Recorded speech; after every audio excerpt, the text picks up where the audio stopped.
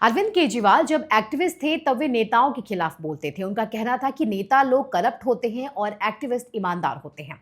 उन्होंने तब गिन गिन कर नेताओं को करप्ट बताया था। ये 2011 की बात है। नेताओं के खिलाफ भाषण देते हुए वे सबूतों के पेज तक बता देते थे कि उनके पास किस नेता के पास कितना सबूत है। उधर वे नेताओं को करप्ट बताते थे और इधर नेता उनके तौर तरीकों पर सवाल उठाते थे। एक्टिविस्ट की अपनी भूमिका में उन्होंने सड़क पर उतरकर लालू यादव पर सवाल उठाया, तो नेता की अपनी भूमिका में लालू यादव ने उन पर संसद में सवाल उठाया। फिर बाद में वे नेता बन गए। नेता बनते ही उनके अंदर के एक्टिविस्ट ने चैन की सांस ली। जांच एजेंसियां उन्हें करप्ट बताने लगी तो उन्होंने उन्हीं नेताओं की शरण ली जिन्हें वे एक्टिविस्ट बनकर करप्ट बताते थे। जिस लालू यादव के खिलाफ वे बोलते थे, अब उन्हीं के साथ हाथ ऊपर करके फोटो खिंचवाने लगे। जाहिर है कि इतने करीब रहेंगे तो लालू यादव के गुण भी लेंगे, उनसे थोड़ा प्रेरित भी होंगे। लालू यादव से मिली प्रेरणा को अपने सहकर्मियों और विधायकों को भी ट्रांसफर किया होगा। ऐसा न हुआ होता तो आम आदमी पार्टी के नेता और दिल्ली के विधायक नरेश बाल्यान ये घोषणा न करते कि आने वाले दिल्ली विधानसभा के चुनाव के पहले आम आदमी पार्टी दिल्ली की सड़कें हेमा मालिनी के गाल जैसी बना देगी। हम सबको पता है कि हेमा मालिनी कौन है।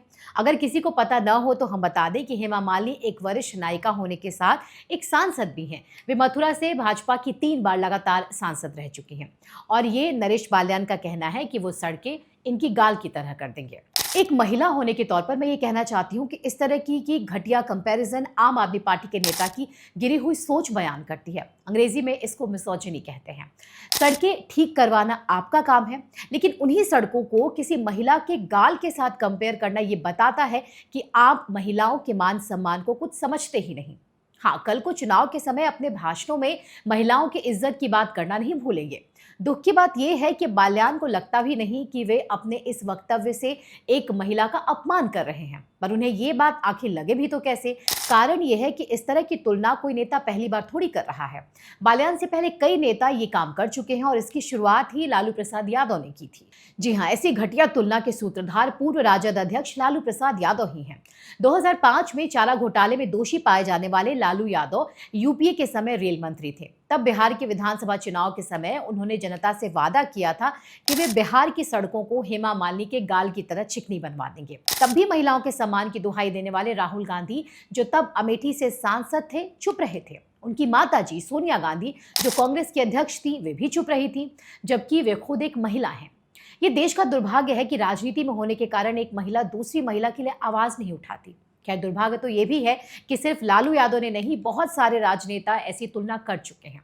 2019 में कांग्रेस नेता पीसी शर्मा ने मध्य प्रदेश की सड़कों की तुलना भाजपा नेता कैलाश विजयवर्गीय के गालों से की थी और कहा था कि कांग्रेस सरकार उन्हें हेमा मालिनी के गालों जैसा बना देगी। 2021 में उद्धव ठाकरे की शिवसेना नेता और तब के महाराष्ट्र के मंत्री गुलाबराव पाटिल ने अपने एक बयान में एक अन्य नेता को चुनौती देते हुए कहा था कि अगर वो साबित कर दें कि उनके निर्वाचन क्षेत्र की सड़कें हेमा मालिनी के गालों की तरह नहीं है तो वे इस्तीफा दे देंगे। जब हेमा मालिनी ने कहा कि ऐसी बातें किसी महिला के बारे में बोलना अच्छा नहीं है, तो उद्धव ठाकरे के नजदीकी और शिवसेना के राज्यसभा के सांसद संजय राउत ने इस घटिया सोच को सराहते हुए कहा कि हेमा मालिनी के गालों की तुलना अगर सड़कों से हो रही है तो वो उनके लिए मान की बात है और वो हेमा मालिनी का सम्मान कर रहे हैं। भला ये कैसा सम्मान हुआ? 2021 में राजस्थान के पूर्व मंत्री और वरिष्ठ कांग्रेस नेता सड़कों को कैटरीना कैफ के गालों जैसा बताया।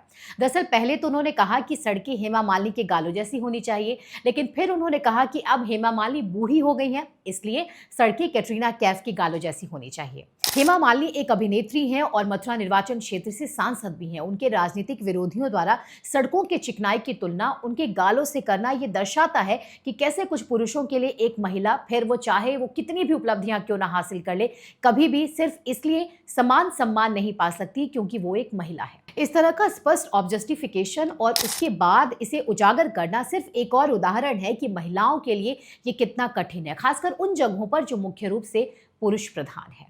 धन्यवाद।